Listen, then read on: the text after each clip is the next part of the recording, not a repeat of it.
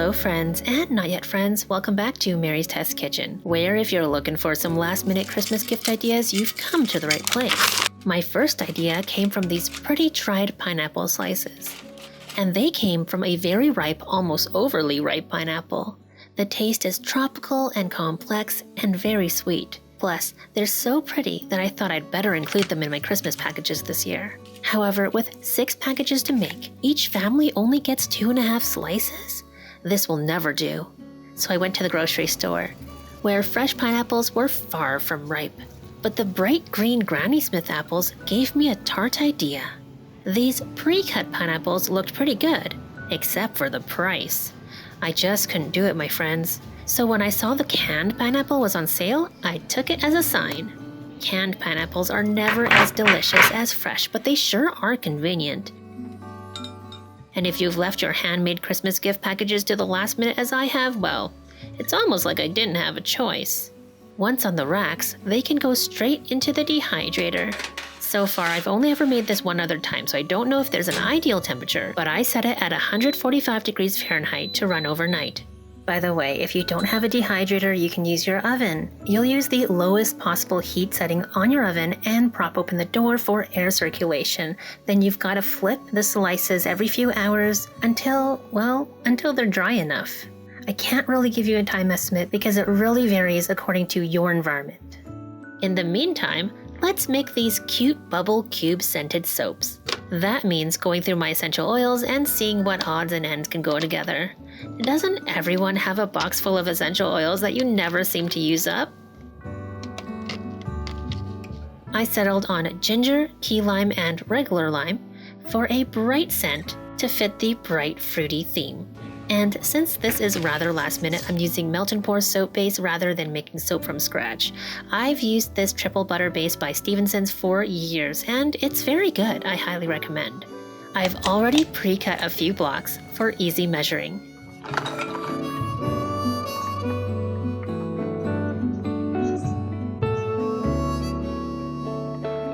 And that also makes it easier to melt in the microwave like this. By the way, don't be fooled by me using bare hands here. It's very, very hot.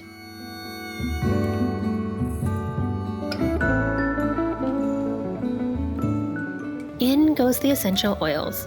I have a total of about 10 milliliters for my batch of 1,200 milliliters of soap. This makes it quite lightly scented. And if you're worried about using citrus essential oil on your skin, don't worry, this dilution is very safe. Stir until there are no streaks left, and I like to stir a little bit more than that. Then I'll spoon the melted soap mixture into my silicone mold.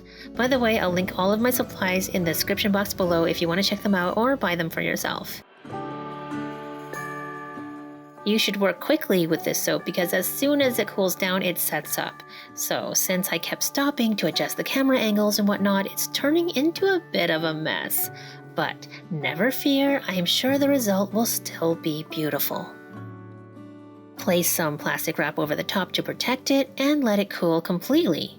The next day, both the pineapple slices and the ginger lime soaps are ready. First, let's look at the pineapple. Perfectly dry, they are bendable with a chewy texture and very sweet. I'll vacuum pack them later like the others, but first they are going into airtight containers for 24 hours to condition. That is, during this resting time, any residual moisture in the slices will equalize. But it's also a test. If any moisture shows up on the container, that means they aren't really dry enough and I need to run the dehydrator again. But after tasting these pieces, I am fairly confident they will be fine. They don't exactly have the same complex tropical flavor as the dried fresh pineapple, but they're still very tasty.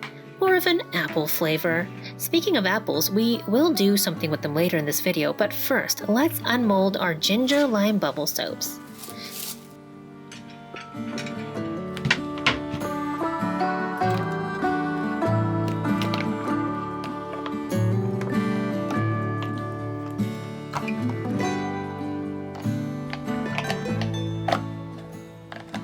The bottoms look a bit messy, so I'll just slice them off.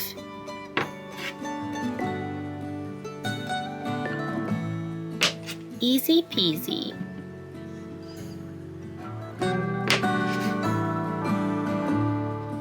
Wrap them in cling film and set those aside.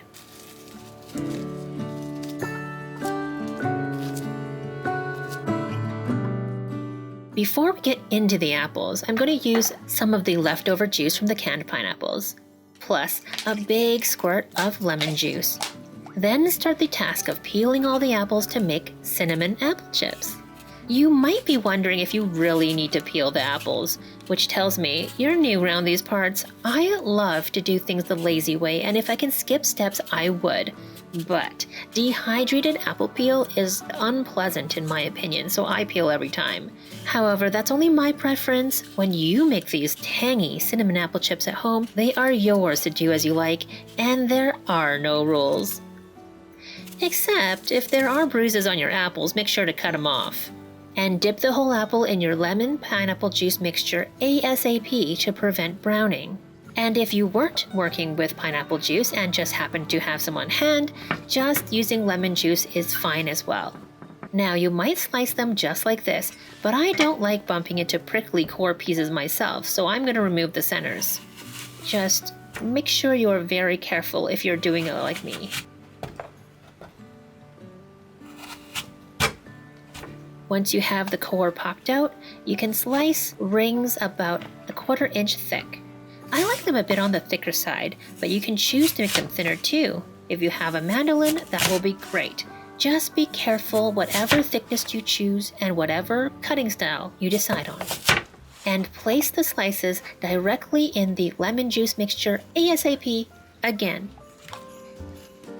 Then continue with the rest of the apples. While you're doing this, please give the apples a taste test to check on the sweetness level. Oh, very sweet. I found these very sweet, so I'm not going to add sugar or other sweetener. But if yours are not so much, please feel free to adjust. Then on to the racks. By the way, I didn't clean them in between the pineapple slices and now. No need to. But if you're concerned about allergies or anything like that, of course, make sure to do what you need to do. I need to sprinkle on some cinnamon for an extra bit of a Christmas vibe. And once the racks are all in, set the dehydrator for 12 hours. And actually, this says 145, but I really adjusted the temperature down to 135 Fahrenheit because, well, it appears to be the popular temperature for apples according to Google, and who am I to argue? Since I would not consider myself an apple chip expert, just an enthusiast. The next cinnamon scented morning, they shrank down to this. I should have used more apples. You know they're done when the thickest piece snaps when you bend it. Of course I have to taste test. They are very sweet and tangy, just as I had imagined. This time I won't be doing the 24-hour condition, but I will be adding a bit of extra insurance when I vacuum pack. You'll see in a sec.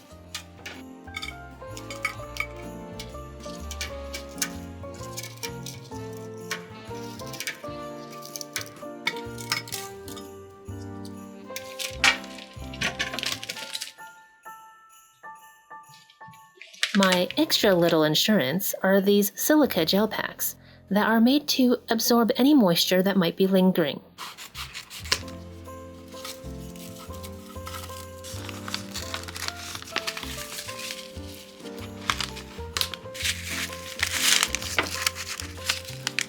The open end goes into this reliable vacuum sealer that is now over 10 years old. It sucks all the air out.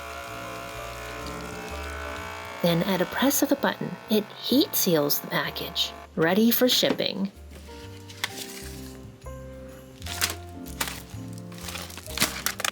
The pineapples that we're conditioning look perfect, no signs of condensation, so they are ready to be packed.